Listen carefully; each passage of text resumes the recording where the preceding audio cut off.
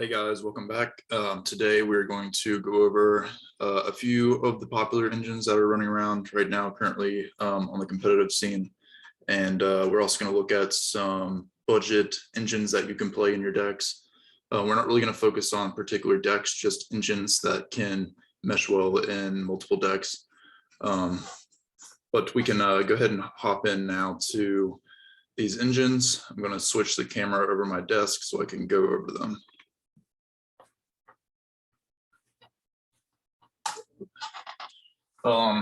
So as far as popular engines, I think it's pretty well known that we're going to have the Brave token coming in the top spot, really.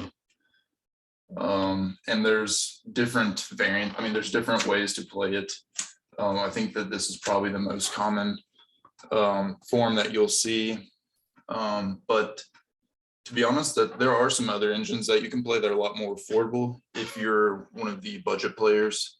But as far as like what do I think is the best engine in the game currently, I think that it's definitely going to be a Brave token, just because it gives you a lot of resources and you get an Omni Negate on board before you commit to a normal summon, which is, crazily insane.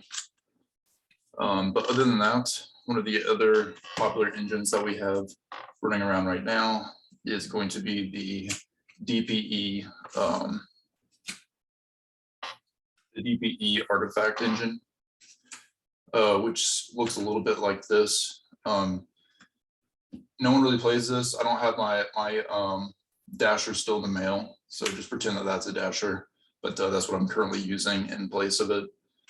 But I think that people are pretty familiar with this, so not much needs to be said. It's incredibly powerful.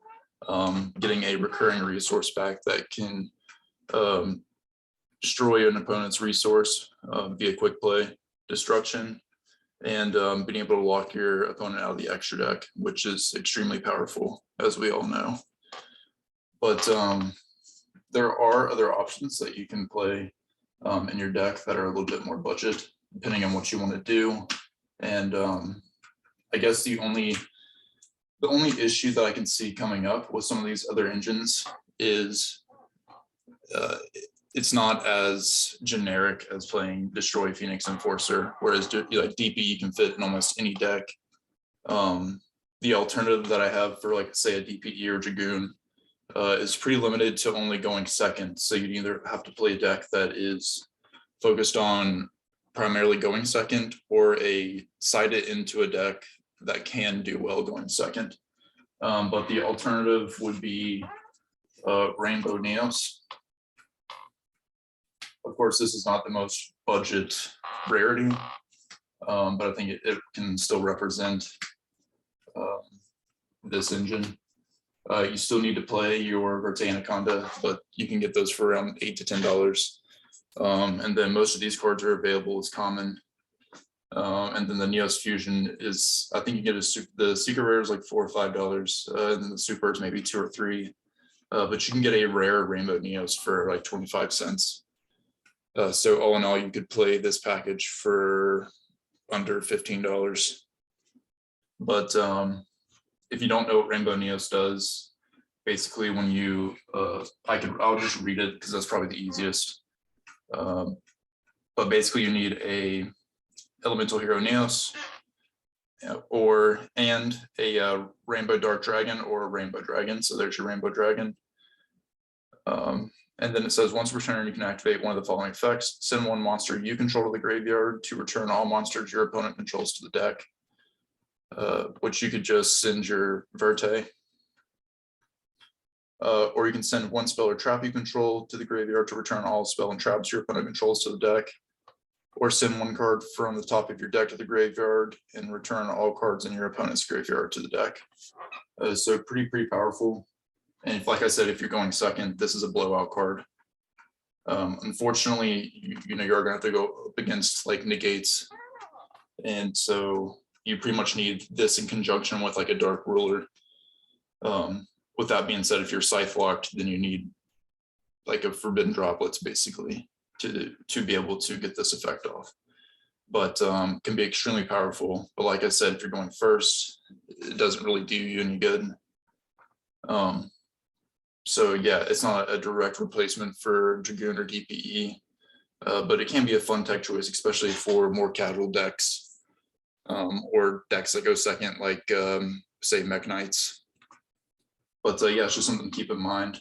This is probably something I'm going to tech in for casual duels. If I'm playing competitively, of course, I'm going to go to DPE. It's just a really generically good staple card to have in your extra deck. Moving on, that was like this is like kind of my alternative to playing, Dragoon or DPE for decks that can go second, or you can side in, this is 4 cards you can put in your side deck to go in for going second, which is, quite a bit of slots, but not too bad. But moving on, I'm going to go over 2 separate engines that you can play in your deck that are extremely affordable. The first is being a classic, which is Invoked. And the engine is pretty standard, but it's going to be 3 Alistair. And excuse these super rare Alistairs. They're also Italian, but I sold, one of my buddies needed a couple secrets, so I let him take them. And then 3 Magical Meltdown, 2 Invocation, 2 Invoked Mechaba, and if you want, Invoked Iogates or Invoked Calico, whatever you decide to do. I think Iogates is just a little bit easier to get out, being a light monster, because you can, if Mechaba's in your grave, you can use that. Or if you just want to get rid of your Mechaba. But this card is really good though. But that is it's a pretty small package. To get into your Mechaba though, you do need some more extra deck monsters. And that is going to be your Almudrov, which I will actually, I have one right here. But I don't know where my Secure Gardener is. It's probably buried somewhere. So you need one of these as well, and then a Secure Gardener. But if you want to make your extra deck smaller, you can, package smaller for this component. You can just play, I can't remember what it's called, but it's from Genesis Impact, and it's the Link 1. That's a light monster, so you can just go directly into the light instead of having to link into Almudrov and then link into your Secure Gardener. But that's completely up to you. But as far as for the actual Invoke package, this is going to be your Invoke package. Put that away real quick. I think that this can, easily set up a Omni Negate depending on what kind of cards you're playing. It might only be a Monster Negate if you're a monster heavy deck, or you might have some Trap Negates or Spell Negates, just depending on what's in your hand. But this can be extremely powerful. It's something that you can kind of shuffle back and play each turn, as long as you have extra deck monsters, of course, because you don't really have a way to shuffle these back into your extra deck. But yeah, with this package, you can get your Omni Negate, and this is also a pop, and also can be a beat stick monster, depending on what's in your grave. And yeah, if you don't need your normal summon, I just think this is a great option for you to play as an engine in your deck if you don't want to play something like Brave Token. So keep that in mind when you're building. I just think that's Invoked is definitely probably the best budget option right now, which is crazy to say because Invoked wasn't budget before. But you can get your gold rare invocations for $3 or $4 a piece, or you can get super rares for around $7, and then the secrets are like $15.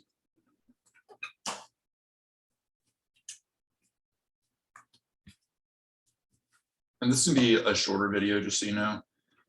I don't have like too much to cover, but depending on how long it takes me to get through the rest of this, we might go over some other things.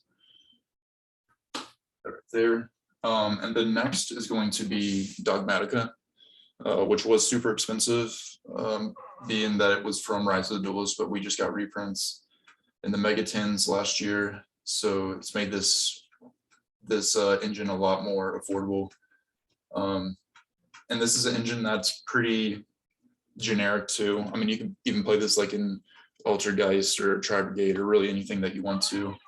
It doesn't mesh well with everything, but you can make it work.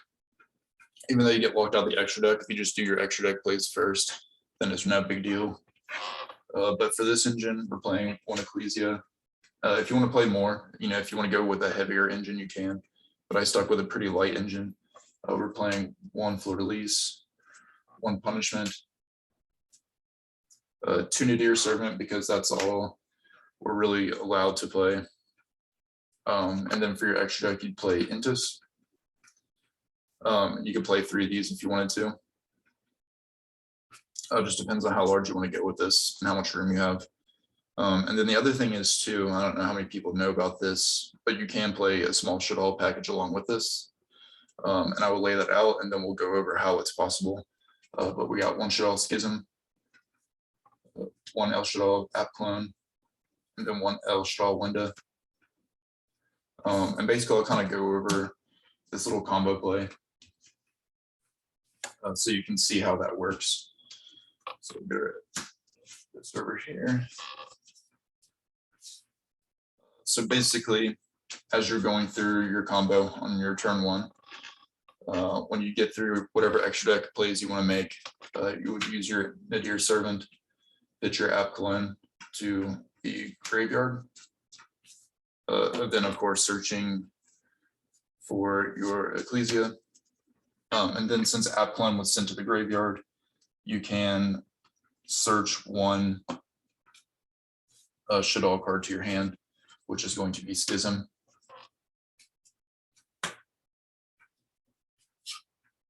And then from here,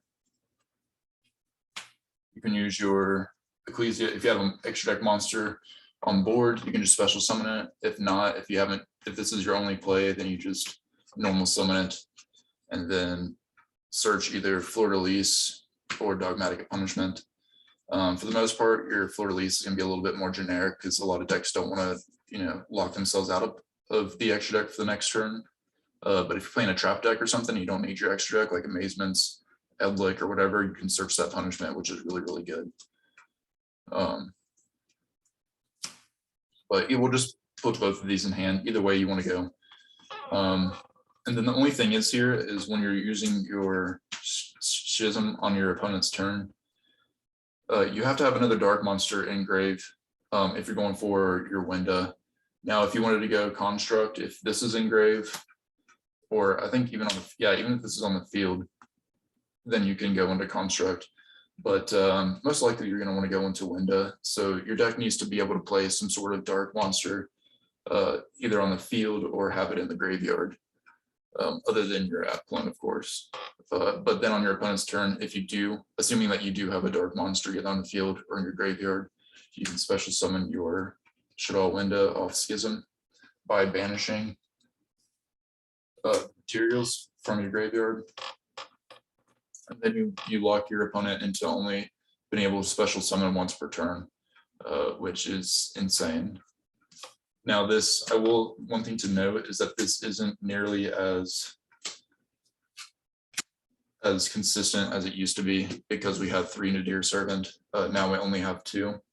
So, it's kind of up to you to decide whether that, the hit and consistency is worth playing Shaddolls. But I just wanted to point that out, that is an option. And that kind of works similar to what you would expect out of a artifact Scythe lock, except for they still get to special summon once per turn. But most decks, 1 special summon doesn't do anything for you. But even if you wanted to, say, cut your Shaddoll package, just the Dogmatica package in general is a really good, cheap package to run for disruptions. And I would highly consider it, especially if your deck can make good use of it. And then after that, I wanted to kind of go over some tech cards that I would consider playing in the current format. And a lot of people probably already are playing these.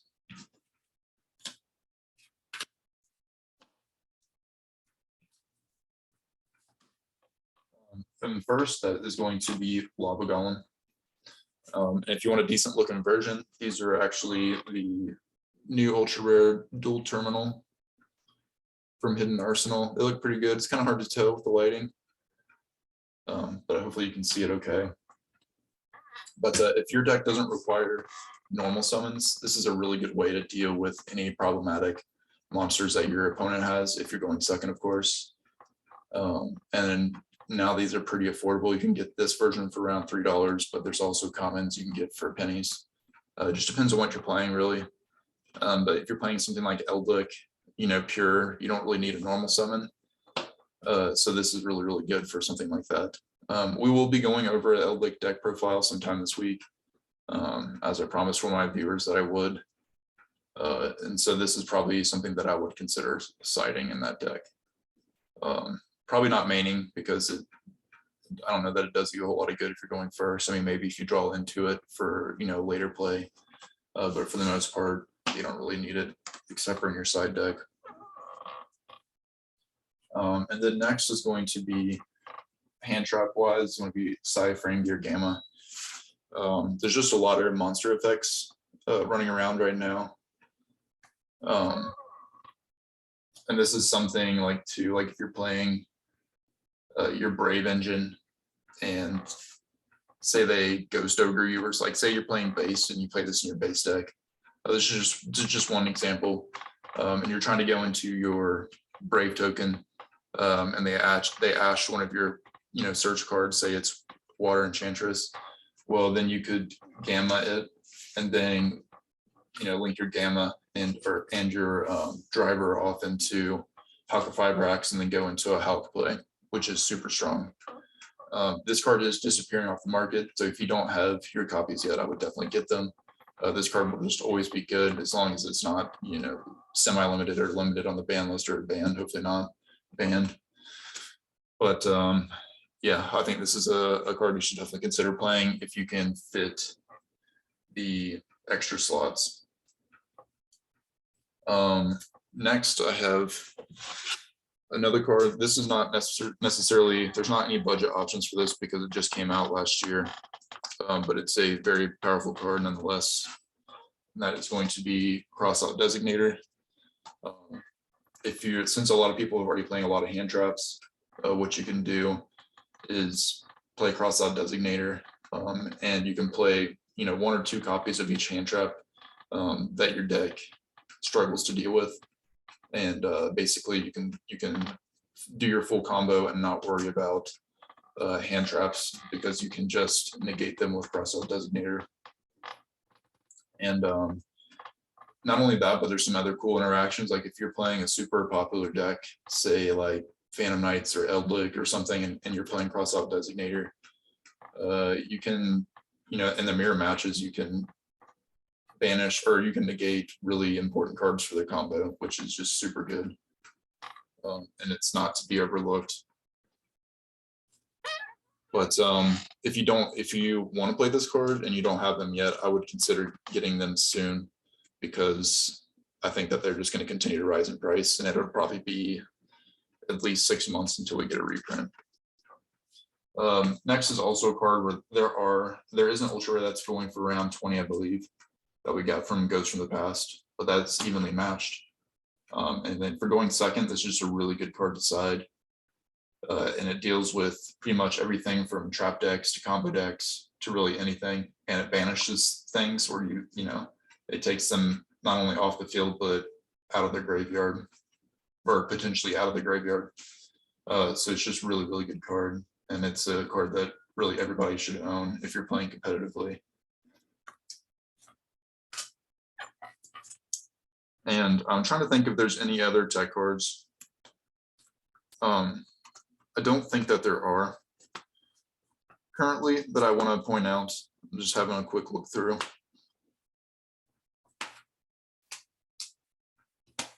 Let's see. Oh, I guess one other tech card that is super, super good. And I'm not sure why no one really talks about this, but it's going to be Rebecchi. And the reason why is before it was limited to 1, but now we have 3 copies available to play since it's off the ban list completely.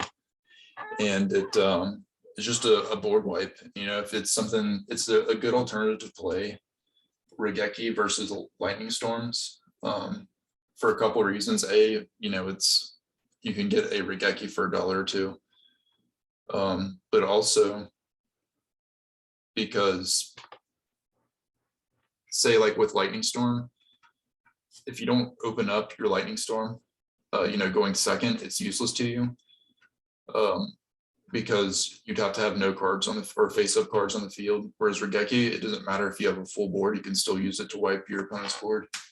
But the only thing is you can't deal with traps with this. But that's one of those things where I think you're safe to play Rebecchi, and then side stuff like evenly matched or cosmic cyclones and harpies feather dusters for any decks that are heavy back row. There really aren't too many heavy back row decks running around right now competitively, except for Eldlik and maybe Altergeist to a smaller degree. So I think mainly you're gonna have to worry about combo decks, and the best way to deal with combo decks is board wipes. And this is like an interaction right here that could be super powerful. Is if they you try to board wipe them and they try to monster negate it, which there's not usually too many omni negates on board. Usually someone will set up a lot of negates, but it'll be like a few monster negates and maybe one omni negate. But if they try to omni negate your Rebecchi, you could say gamma that monster effect, and then you have access to whatever plays you want to do. You could synchro summon your gamma and driver into any level 8 synchros, which is always good if you want to do a hand rip with Omega. But yeah, I think that all of these are really good tech choices for this format, and I don't think it's no secret or anything. But I think a lot of people overlook Rebecchi just in general, thinking that it's just kind of not useful, which I disagree. The only question is, I think a lot of people have is like, would I rather play Rebecchi or something like Dark Ruler? I definitely think you still have to play your Dark Rulers, but if you have room for Rebecchis, it's just a really powerful card. But it's the same weakness with Lightning Storm too, of course. So, if you try to use Lightning Storm, they have an Omni negate, they're gonna negate that too. But at the very least, it can be a very good card to bait a negate out because they have to negate it. So you're forcing the negate that could, potentially ruin your combo. So you're saving yourself at least from an Omni negate, which is still pretty good. Besides that, I think that's probably just about it for tech choices. Of course, there's lots of other good cards like Lancia, but I think this is pretty well known. And of course, any Ghost Sisters, really. Not any, because I don't think you should be playing Winter Cherries or Spooky Dogwood, but like Ash Blossom, Ghost Ogre, Ghost Mourner is actually Ghost Mourner is like a decent tech choice that people aren't really playing. But this is something you can use, like if you're thinking about this versus something like, say, Effect Veiler. One of the advantages that you get with, say, Effect Veiler is that you can negate any monster, no matter if it's a special summon or a normal summon on your opponent's turn. Whereas with the Ghost Mourner, you can only negate special summon monsters.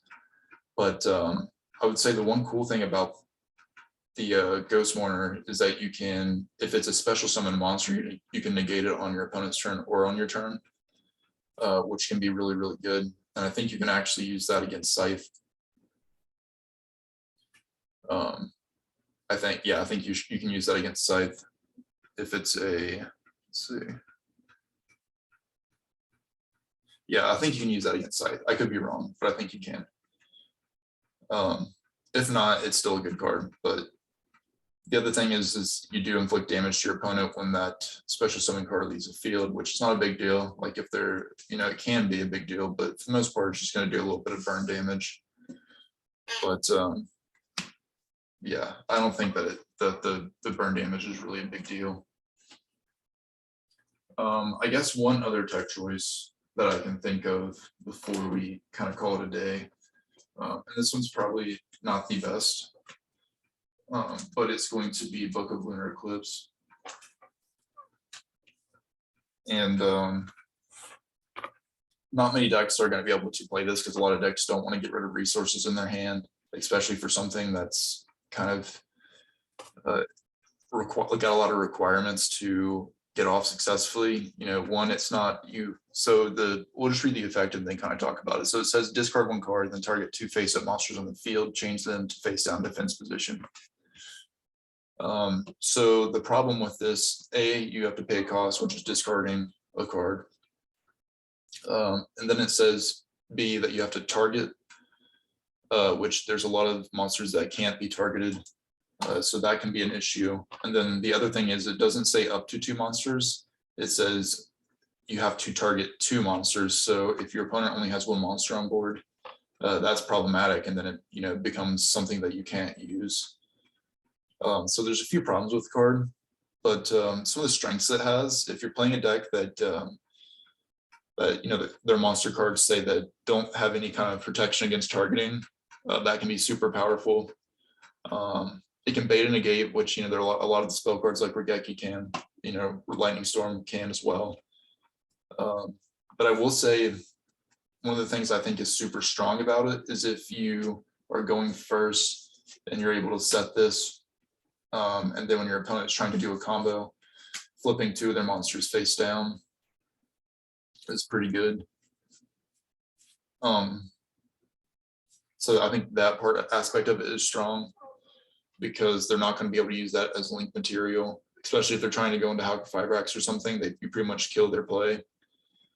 But as far as like a reactive card where you're going second and using this, it's just not as strong as, say, something like Book of Moon, or like even more strong like Dark Ruler, Forbidden Droplet, or even Rebecchi. So I mean, especially now that Rebecchi is at 3, I just don't see a reason to play this versus this being a quick play spell card. But this is a tech choice too for casual decks. I think if you're playing somewhere where there's not as much chance that you're gonna be playing really competitive, hyper competitive decks, like if you're just playing with friends or something, I would urge you to just pick up the regular secret rares, or if you want to bling out, get the Starlight rares. But because I think even the secret rares are like $1.50 to $2. Yeah, try it out. I've tried it out online, and it's a very much so 50-50. Like sometimes it overperforms and sometimes it's just like unusable. So personally, if I was building my deck and I was looking at these versus playing like Rebecchi, I would go with Rebecchi because it's just a little bit more consistent with being a blowout card. Or I would definitely rather go with like Dark Rulers or Forbidden Droplets for sure. But just an interesting tech choice that you might just want to think about, just depending on what your deck does. Other than that, I think that's all I really have for you today. Just a quick update on kind of like this week's schedule and what I'm thinking about doing. So for deck profiles, we'll be doing an Elblick deck profile. I haven't decided if I'm going to do another one this week, or just because I'm going to be a little bit busy this week. I'm starting a new project at work. But I do still want to bring at least 1 or 2 market watches this week. I didn't want to do one today since I did one yesterday, because I would kind of want to see what happens with the market as the week goes on, just so it's not like I'm not bringing in a market watch and there hasn't been any changes. So hopefully that will help. Hopefully we'll have a pretty interesting market watch. But I will urge you to go take a look at some of these cards online. It doesn't have to be this rarity, of course, but just consider picking up some of these engines. Or if you were trying to build a deck, or you have a deck and you're thinking, what engine can I, add to this deck to just make it a better deck overall. Hopefully this helped you.